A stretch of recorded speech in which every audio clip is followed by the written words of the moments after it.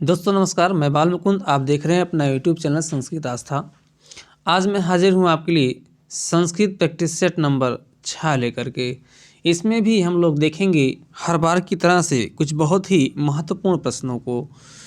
तो देर ना करते हुए आइए आगे बढ़ते हैं और देखते हैं एक एक चुने हुए बहुत ही महत्वपूर्ण प्रश्नों को। तो वीडियो को अंतिम तक देखिएगा। ये वीडियो आपके लिए बहुत ही लाभप्रद होने वाला है। तो देखते हैं पहले क्वेश्चन को। पहला क्वेश्चन क्या है? पहला क्वेश्चन है यायजुक शब्द का क्या अर्थ होता है। संस्कृत में जो प्रश्नों को पूछने की एक प्रणाली है, उसमें हर बार परीक्षा में एक शब्द का अर्थ आपसे पूछ लिया जाता है। तो यहाँ पर एक शब्द है आपका यायजुक। यायजुक शब्द का क्या अर्थ होता है? क्या यात्राशील होता है, भ्रमणशील होता है, दुराचारी होता है या फिर यज्ञशील होता है? क्या होता है इसका अर्थ? तो इसमें से एक ऑप्शन आप चुनिएगा, हम बताने वाले हैं आपको। अब पहले का जो ऑप्शन सही होगा वो ऑप्शन डी सही होगा। यायजुक का अर्थ होता है यज्ञशील। जी हाँ, यज्ञशील। चलिए आगे बढ़ते हैं, देखते हैं अगले क्वेश्चन को। तो ये रहा दूसरा क्वेश्चन। दूसरे क्वेश्चन में पूछा गया है पाणिपादम में समास है और ऑप्शन में दिया गया है इतरेतर द्वंद्व, समाहार द्वंद्व, एक शेष द्वंद्व, और ऑप्शन डी में दिया गया है आलुक तत्पुरुष समास। ये चार ऑप्शन दिए गए हैं। तो यहाँ पर स्पेशली ये द्वंद्व समास को लेकर के क्वेश्चन बना है। द्वंद्व समास जो है आपका कुल मिला के 3 प्रकार का होता है। एक होता है इतरेतर द्वंद्व, एक होता है समाहार द्वंद्व और एक होता है एक शेष द्वंद्व। इतरेतर द्वंद्व में क्या होता है, हमने अब तक जो भी हिंदी में समास पढ़ा है द्वंद्व समास, उसमें क्या होता था कि उसमें दो ऐसे शब्द होते थे कि इसमें दोनों का समान महत्व होता था। जैसे रात है और दिन है। आप देखेंगे तो रात का भी उतना महत्व, दिन का भी। इसलिए द्वंद्व समास को प्रधानता के आधार पर हम लोग जानते हैं कि द्वंद्व समास का दोनों पद, सभी पद प्रधान होते हैं। तो ऐसी विशेषता जब संस्कृत में आपको दिखाई पड़े, जैसे दो शब्द हों, दोनों का समान महत्व हो। जैसे आपका एक शब्द है रामश्च, रामश्च, और एक शब्द और है इसी में लक्ष्मणश्च। ये दो शब्द है रामश्च, लक्ष्मणश्च। तो राम और लक्ष्मण दो शब्द इसका अर्थ निकलेगा। और राम और लक्ष्मण दोनों लोगों का समान महत्व है, दोनों की प्रधानता है। इसलिए यहाँ आपका कौन सा समास होगा? तो इतरेतर द्वंद्व हो जाएगा। अच्छा, बात करते हैं दूसरे समास की, जिसका नाम समाहार द्वंद्व है। तो जिस द्वंद्व समास में आए हुए पद अपना अर्थ बतलाने के साथ साथ एक समूह या समाहार का अर्थ प्रकट करते हैं, वहाँ पर आपका समाहार द्वंद्व होता है। जैसे एक शब्द अभी हम ले आपका पाणिपादम। पाणिपादम, पाणि माने हाथ होता है, पादम माने पैर होता है। तो पाणि पादम शब्द है आपका। अब इसमें हाथ पैर इसका अर्थ होता है। तो हाथ पैर, जैसे हाथ की 2 संख्या है, पैर की 2 संख्या है, तो पूरा हाथ पैरों का एक समूह सा इसके भाव निकल रहा है। और ऐसे समूह या समाहार का भाव जब हमको मिलता है तो उसमें द्वंद्व समास का कौन सा भेद होता है? तो समाहार द्वंद्व होता है। बात करते हैं एक शेष द्वंद्व की। कभी कभी ऐसा शब्द होता है जो एक ही शब्द होता है, लेकिन एक शब्द कई शब्दों का बोध हमको करा देता है। जैसे पितरौ। अब पितरौ का मतलब होगा, पितरौ का मतलब होगा माता पिता, हमारे पितृ, पिता के पिता इत्यादि, सबका समूह है। तो ऐसे समूह वाले शब्द जो एक ही शब्द हो, एक शब्द समूह का बोध कराए। देखिए यहाँ पाणिपादम 2 शब्द है, समूह का बोध करा रहा है, तो यहाँ समाहार द्वंद्व होगा। लेकिन एक शब्द पितरौ है, यहाँ माता पिता सब आ जा रहे हैं। एक शब्द से जब समूह का बोध हो तो वहाँ आपका एक शेष द्वंद्व होता है। तो बात करते हैं अब क्वेश्चन की। क्वेश्चन पूछा गया पाणिपादम। तो पाणिपादम हाथ और पैर और इनका समूह बन रहा है। तो कौन सा ऑप्शन सही होगा? कौन सा ऑप्शन सही होगा दोस्तों? तो आपका जो इसमें ऑप्शन सही होगा वो ऑप्शन बी सही हो जाएगा, समाहार द्वंद्व। जी हाँ, समाहार द्वंद्व। तो ऑप्शन बी सही हो जाएगा। आइए आगे बढ़ते हैं, देखते हैं अपने श्रृंखला का अगला क्वेश्चन। साथ ही अगर आपने चैनल को सब्सक्राइब नहीं किया है तो चैनल को सब्सक्राइब कर दीजिएगा, बेल आइकन प्रेस कर दीजिएगा, वीडियो को लाइक करिएगा और मित्रों में इस वीडियो को शेयर जरूर करिएगा। चलिए देखते हैं अपनी श्रृंखला का ये तीसरा क्वेश्चन, जिसमें कहा गया स्वराघात के कारण ध्वनि परिवर्तन होता है। इस नियम के प्रवर्तक कौन है?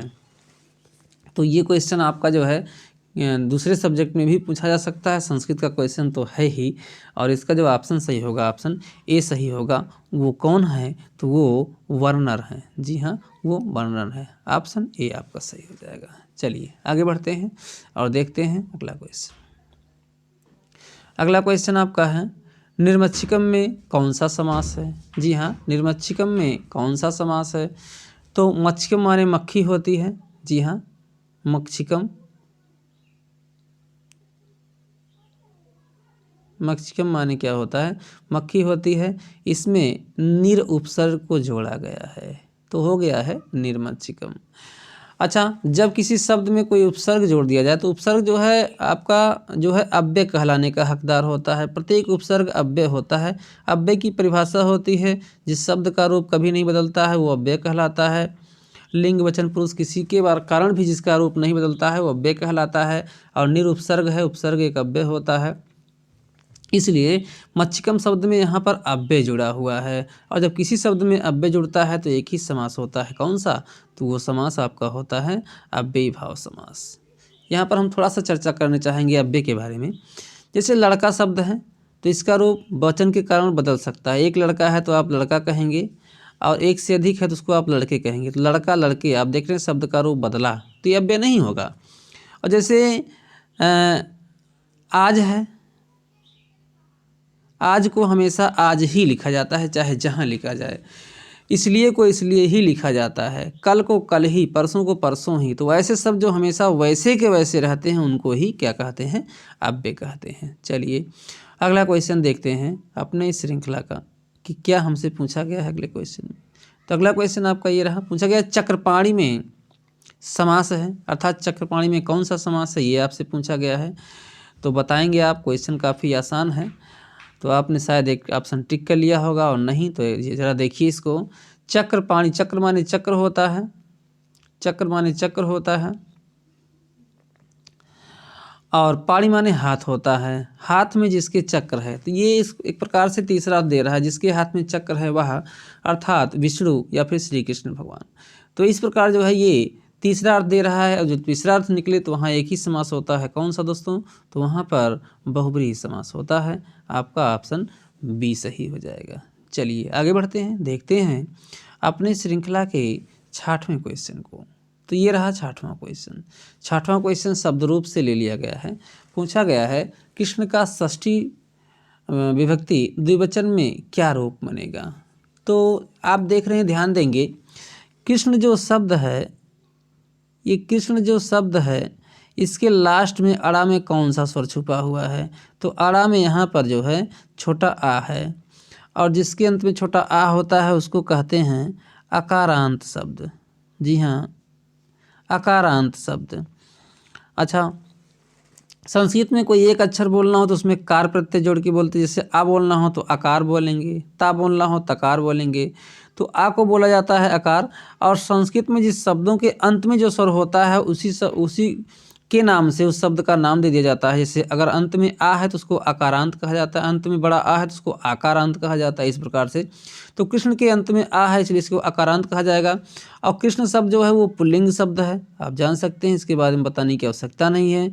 और इसका वचन जो है वो एक है, एक वचन है कृष्ण। ठीक है, तो अकारांत पुल्लिंग शब्द का रूप हमको याद होगा, किसी भी शब्द का रूप याद होगा तो उसी तरह से हम कृष्ण का रूप भी चला देंगे। जैसे बालक अकारांत शब्द है तो बालक का रूप हमको याद है, उसी प्रकार हम कृष्ण का रूप चला देंगे। बालका बालकम होता है तो कृष्णा कृष्णम हो जाएगा। बालकेन बालकाय होता है तो कृष्णेन कृष्णाय हो जाएगा। इस प्रकार से रूप चलेगा। आइए देख लेते हैं थोड़ा सा कृष्ण के रूप को, इसके बाद इसका ऑप्शन सही करते हैं। तो ये रहा अकारांत पुल्लिंग शब्द कृष्ण का रूप। इसको आप बहुत आसानी से याद कर सकते हो, लेकिन इसको ऐसे याद करिए, आप ऐसे याद करिए, ऐसे याद करिए तो काफ़ी आसान रहेगा। ऐसे याद करते हैं तो आपको 3 लाइन याद करनी पड़ेगी, और अगर ऐसे याद करते हैं तो आपको आप जान सकते हैं 7-8 लाइनें याद करनी पड़ जाएंगी। तो ऐसे याद करना काफ़ी आसान होता है। आप याद कर सकते हैं किसड़ा किसलम किसलेन किसलाय किसड़ात किसलस किसड़े हे किसलेन किसलो किसलो किसलाभ्याम किसलाभ्याम किसलाभ्याम किसड़ियो हे किसलो और किसड़ा किसलान किसड़ई किसड़े भ्या किसड़ाराम किसड़ेसु हे किसड़ा। ऐसे आप याद कर सकते हैं इसको।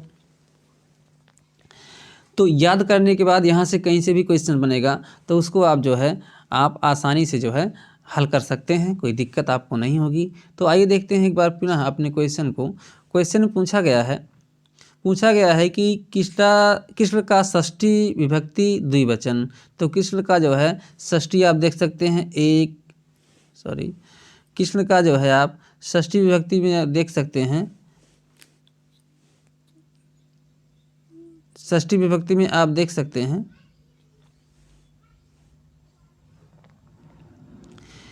तो 1 2 3 4 5 6 षष्ठी माने 6 होता ये है। और द्विवचन में पूछा है, द्विवचन का रूप आपका यहाँ है कृष्णयोः। जी हाँ, कृष्णयोः ये आपका है। तो कृष्णयोः आपको ऑप्शन में ढूंढना होगा। आइए देखते हैं किस ऑप्शन में कृष्णयोः है। तो ऑप्शन डी में आपका कृष्णयोः है, जो कि आपका सही ऑप्शन होगा, ऑप्शन डी कृष्णयोः। चलिए तो देर न करते हुए आगे बढ़ते हैं और देखते हैं अपने अगले क्वेश्चन को कि अगले क्वेश्चन में हमसे क्या पूछा गया है। तो ये रहा अगला क्वेश्चन। अगला क्वेश्चन भी आपका रूप से है, लेकिन ये क्वेश्चन धातु रूप से है। जी हाँ, ये क्वेश्चन जो है धातु रूप से है।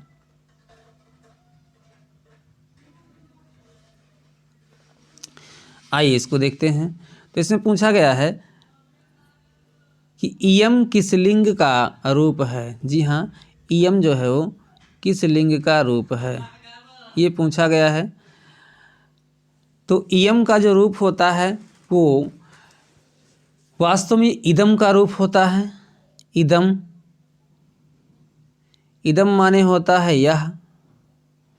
तो यह कहना है तो इसके रूप का इस्तेमाल आप करते हैं। अब यहाँ पर दो बातें होती है। अगर किसी लड़के को कहना हो कि यह बालक, या फिर किसी लड़की को, बालिका को कहना हो यह बालिका, तो उसमें दो रूप चलता है, एक पुल्लिंग का और एक स्त्रीलिंग का। आइए थोड़ा सा इसका अध्ययन कर लेते हैं। तो ये रहा इदम का दोनों रूप, स्त्रीलिंग का रूप भी और पुल्लिंग का भी। यहाँ स्त्रीलिंग का रूप है, यहाँ पुल्लिंग का रूप है। जो कि स्त्रीलिंग में इयम इदम का जब रूप चलता है तो इयम हो जाता है। और इयम इमाम अमया अस्यई अस्याह अस्याह अस्याम, इसको बहुत आसानी से आप याद कर सकते हैं। इयम इमाम अमया अस्यई अस्याह अस्याह अस्याम, ऐसे आप याद कर सकते हैं। इस तरीके से दूसरी लाइन आप याद कर सकते हैं, इमे इमे आभ्याम आभ्याम आभ्याम अनयोः अनयोः। और इस लाइन को भी आप याद कर सकते हैं, इमाह इमाह आभिः आभ्यः आभ्यः आसाम आसु।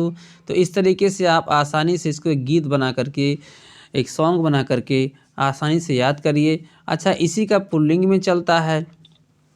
पुल्लिंगी में कैसे चलता है, अयम इमम अनेन अस्मयी अस्मात् अस्य अस्मिन् इमो इमो आभ्याम आभ्याम आभ्याम अनयोः अनयोः इमे इमान एभिः एभ्यः एभ्यः एसाम एसु। इस तरीके से इसको आप याद कर सकते हैं। और ये सब रूप आपका बहुत ही इम्पोर्टेंट है। ये रूप में ही नहीं, अगर आपको ट्रांसलेट करना होगा, अनुवाद करना होगा, उसमें भी आपको ये रूप काम देगा। तो इसको आप आसानी से याद कर लीजिए। ये भी अन्य रूपों की तरह से ही चलता है। तो एक बात और हम आपको बताना चाहेंगे, इसमें जहाँ जहाँ पर हलंत है, हलंत को भी आप ध्यान में रखेंगे। कभी कभी हलंत को लेकर क्वेश्चन बनता है, किसी ऑप्शन में हलंत रहे, किसी ऑप्शन में नहीं रहेगा। तो ये सब आप याद करिएगा। आप थोड़ा सा ध्यान देते हैं हमारे क्वेश्चन में क्या पूछा गया है, इयम किस लिंग का रूप है।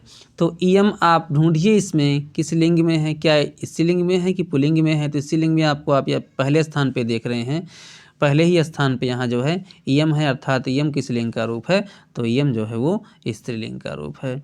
तो ऑप्शन यहाँ आपका कौन सा सही होगा, ऑप्शन बी सही हो जाएगा, स्त्रीलिंग, ऑप्शन बी। चलिए आगे बढ़ते हैं, देखते हैं अपने श्रृंखला के अगले क्वेश्चन को। तो ये रहा आपका 8वां क्वेश्चन। 8वां क्वेश्चन संख्या को लेकर है, और आपको हम बता दें कि संख्या को लेकर आपकी यूपी टेट या सुपर टेट में एक क्वेश्चन जरूर आता है। जी हाँ, एक क्वेश्चन जरूर आता है। तो पूछा गया है षट सप्ततिही का क्या अर्थ होता है। देखिए, षट माने होता है क्या, 6, और सप्ततिही माने क्या होता है, तो आप जानते हैं सप्ततिही माने जो है 70 होता है। जी हाँ, 70 होता है। तो 6 और 70 कितना होगा आप जान सकते हैं। जी हाँ, 6 और 70 जो होता है वो 76 होता है, अर्थात आपका ऑप्शन ए सही हो जाएगा। संख्या को लेकर हम एक वीडियो बनाएंगे, उसको आप ध्यान से देख लीजिएगा, और संख्या को लेकर एक क्वेश्चन जरूर आता है, इतना आप अपने मन में रखेंगे। चलिए देखते हैं 9वां क्वेश्चन। तो ये रहा 9वां क्वेश्चन। 9वां क्वेश्चन पूछा गया है नर्तक। जी हाँ, नर्तक माने नाचने वाला होता है। नर्तक में किस प्रत्यय के संयोग से नर्तकी शब्द बनता है। तो नर्तक माने नाचने वाला और नर्तकी माने नाचने वाली, अर्थात नर्तक को स्त्रीलिंग शब्द बनाना है। तो यहाँ पर बड़ी ई के लिए 3 प्रत्यय होता है, 3 प्रत्यय का यूज होता है। कौन कौन, तो इस पर आप ध्यान देंगे। एक प्रत्यय होता है आपका ङीस, अंगा है, ध्यान रखिएगा, ङीस होता है। और एक प्रत्यय होता है आपका ङीन,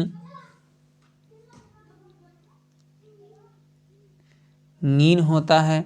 और एक प्रत्यय जो होता है आपका कौन सा होता है, तो वो एक प्रत्यय आपका होता है ङीप प्रत्यय। जी हाँ, ङीप प्रत्यय ये है आपका।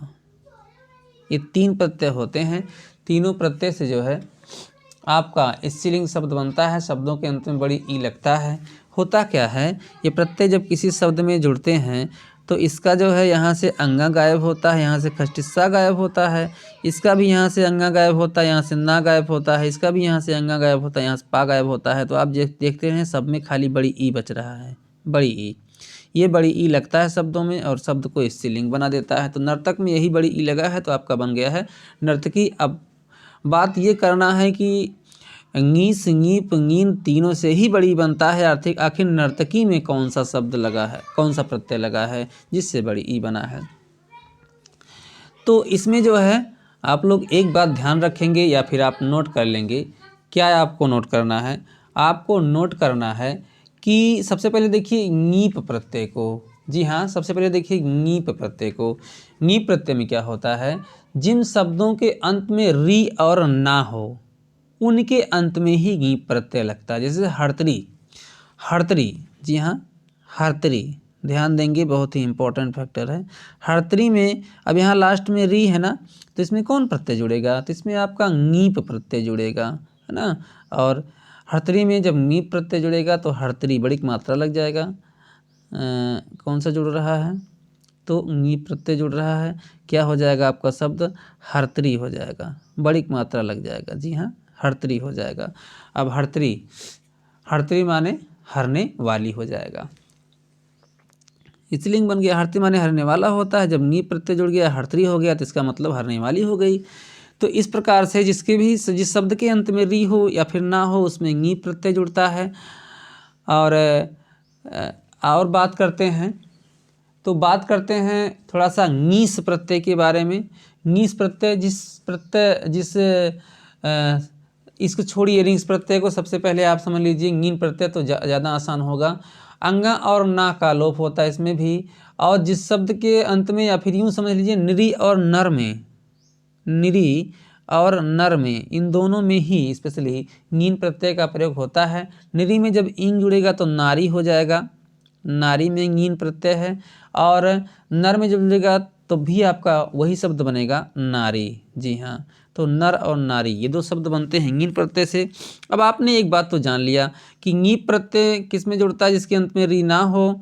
और ये आपका इंग प्रत्यय किस में जुड़ता है, जिसके जो नर और नरी में जुड़ता है। इसके अलावा जो भी बचता है सब जो है सब शब्दों में कौन सा प्रत्यय जुड़ेगा, तो कौन सा प्रत्यय जुड़ेगा आपका ङीप प्रत्यय जुड़ेगा। जी हाँ, ङीस प्रत्यय जुड़ेगा, सॉरी ङीस प्रत्यय जुड़ेगा, ये पहला वाला ये प्रत्यय जुड़ता है। तो नर्तक भी उसी में से एक शब्द है, नर्तक। आप जान सकते हैं कि नर्तक के लास्ट में ना तो री है, ना तो ना है, ना तो निरी है, ना तो नर है, दोनों से अलग है, इसलिए इसमें कौन सा प्रत्यय जुड़ेगा? तो आपका नीस प्रत्यय जुड़ेगा। ऑप्शन सी इसका सही हो जाएगा। एक बार पुनः ध्यान से सुन लें, जिस शब्द के अंत में री या फिर ना हो उसमें कौन सा प्रत्यय जुड़ेगा? तो उसमें ईकारांत प्रत्यय आपका जुड़ेगा नीप प्रत्यय। और निरी और नर में कौन सा प्रत्यय जुड़ेगा? तो उसमें ङीन प्रत्यय जुड़ेगा। और बाकी बचे हुए सभी शब्दों में कौन सा प्रत्यय जुड़ेगा स्त्रीलिंग बनाने के लिए? तो ङीस प्रत्यय। और इसी प्रत्यय से ज़्यादा क्वेश्चन पूछे जाते हैं और नर्तकी को लेकर बहुत पूछा जाता है, तो इसको ध्यान में रखिएगा। आइए आगे बढ़ते हैं, देखते हैं अपनी श्रृंखला के 10वें क्वेश्चन को। तो ये रहा 10वां क्वेश्चन। 10वें क्वेश्चन में पूछा गया है, उत्तर रामचरितम में राम किस कोटि के नायक हैं? जी हाँ, उत्तर रामचरितम में राम किस कोटि के नायक हैं? तो इसमें ऑप्शन दिया धीर ललित, धीरोदात्त, धीर प्रशांत, धीरोधत्त। तो इसमें आपका ऑप्शन बी सही होगा। जी हाँ, 10वें क्वेश्चन का ऑप्शन बी सही होगा, धीरोदात्त। याद रखिएगा, धीरोदात्त। आगे बढ़ते हैं, देखते हैं अपने श्रृंखला का 11वां क्वेश्चन। 11वां क्वेश्चन क्या है? ये पूछा गया टाप प्रत्यय होता है अकारांत प्रतिपादक से, ईकारांत प्रतिपादक से, उकारांत प्रतिपादक से, उपरयुक्त में से कोई भी नहीं। ये ऑप्शन आपका है, तो इसका जो है ऑप्शन ए सही होगा, अकारांत प्रतिपादक से। क्यों? क्योंकि ये 3 प्रत्यय होते हैं, तीनों पर आप थोड़ा सा ध्यान देंगे। एक प्रत्यय है टाप, एक प्रत्यय है डाप और एक प्रत्यय है चाप।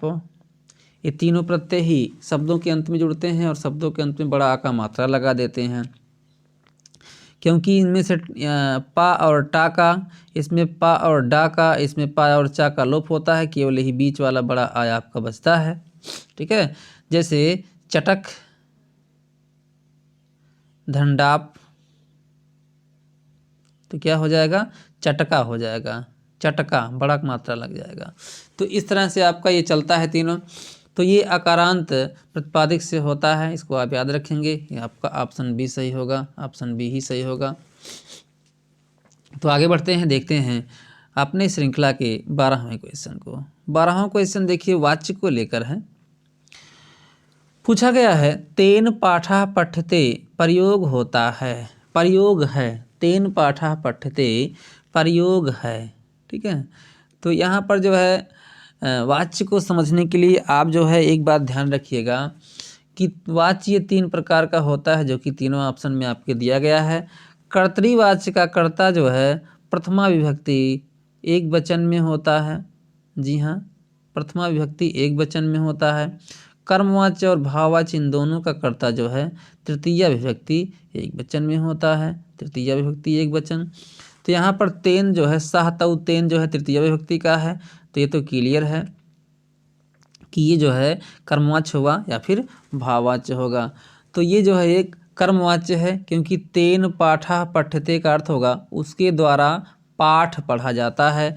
पाठ कर्म है और कर्म को बताने के लिए, कर्म की प्रधानता है, कर्म को ही बताने के लिए एक वाक्य बोला गया है, अर्थात ये आपका कर्मवाच्य होगा। ऑप्शन कौन सा सही होगा? तो ऑप्शन आपका बी सही हो जाएगा। जी हाँ, बी सही हो जाएगा। चलिए, ऑप्शन बी सही हो जाएगा।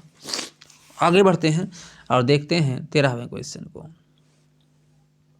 ये रहा 13वां क्वेश्चन आपका। 13वां क्वेश्चन पूछा गया, भू धातु लोट लकार उत्तम पुरुष एक वचन में हो जाता है। ये भू धातु के रूप से है और किस लकार से? तो लोट लकार से। आइए भू धातु का लोट लकार का रूप देख लेते हैं। तो भू धातु जो लोट लकार होता है उसमें जो है इस प्रकार का रूप चलता है, भवतु, भव भवानी, भवताम, भवतम, भवाव, भवंतु, भवत, भवाम। याद रखिएगा, इसके हलंतों पर ध्यान रखिएगा, हलंत को लेकर बहुत क्वेश्चन पूछा जाता है। तो यहाँ पर 2 शब्दों में केवल हलंत है, एक भवताम में है, एक भवतम में है, बाकी कहीं हलंत नहीं है। तो आप इसको जरूर याद रखिएगा। भू धातु का 10 लकार में रूप चलता है। फिलहाल भू धातु का लोट लकार में रूप आप देख लीजिए, भवतु, भवताम, भवंतु, भव, भवतम, भवत, भवानी, भवाव, भवाम। याद रखिएगा। अब देखते हैं क्वेश्चन में क्या पूछा गया। क्वेश्चन पूछा गया, भू धातु लोट लकार उत्तम पुरुष एक वचन, उत्तम पुरुष एक वचन। तो उत्तम पुरुष एक वचन यहाँ आपका भवानी है। आप इसमें से ढूंढेंगे तो कौन सा सही होगा? आपका सही होगा option B, Bhavani. Option B, Bhavani. चलिए अगला क्वेश्चन देखते हैं। तो अगला क्वेश्चन ये रहा अगला क्वेश्चन ये रहा विचार जब ध्वन्यात्मक होकर होठों पर प्रकट होता है तो वह भाषा कहलाता है। यह किसका विचार है या किसका कथन है? तो याद रखेंगे ये जो है प्लेटो का कथन है, क्योंकि ये क्वेश्चन इसलिए पूछा जाता है, संस्कृत का क्वेश्चन है, आप इसमें से कोई चुनेंगे, लेकिन ये तीनों गलत है, कौन सा सही होगा? तो प्लेटो का कथन ये है जो कि सही है आपका। आगे बढ़ते हैं और देखते हैं अपनी श्रृंखला का अंतिम क्वेश्चन, 15वां क्वेश्चन। इसमें पूछा गया है राम गच्छति ग्रामम प्रयोग है, ये भी वाच्य से क्वेश्चन देखिए गया है। क्या कर्तरीवाच्य कर्मवाच्य? तो आपको हमने बताया जब भी कर्ता प्रथमा विभक्ति एक वचन में हो तो कर्तरीवाच्य होगा, नहीं तो कर्मवाच्य भाववाच्य होगा। तो यहाँ पर कर्ता जो है रामा है, प्रथमा विभक्ति एक वचन में है, अर्थात कौन सा वाच्य होगा? तो आपका कर्तरीवाच्य होगा। तो इस प्रकार ऑप्शन ए सही हो जाएगा। तो मित्रों, इस प्रकार हमने इस श्रृंखला में आज बहुत ही महत्वपूर्ण 15 प्रश्नों को देखा। इसी प्रकार हम आपके लिए संस्कृत की प्रश्नोत्तरी श्रृंखला लाते रहेंगे और हम सब प्रश्नों का अभ्यास करते रहेंगे। प्रश्न अभ्यास बहुत ही आवश्यक होता है आपकी परीक्षा की तैयारी के लिए, तो प्रश्नों का अभ्यास हमारे साथ करते रहिएगा। और चैनल पर नए हैं तो चैनल को सब्सक्राइब करके बेल आइकन जरूर प्रेस कर दीजिएगा। मैं बालमुकुंद विदा लेता हूँ आपसे इस वीडियो से और मिलता हूँ एक अगले नए वीडियो में। तब तक के लिए जय हिंद।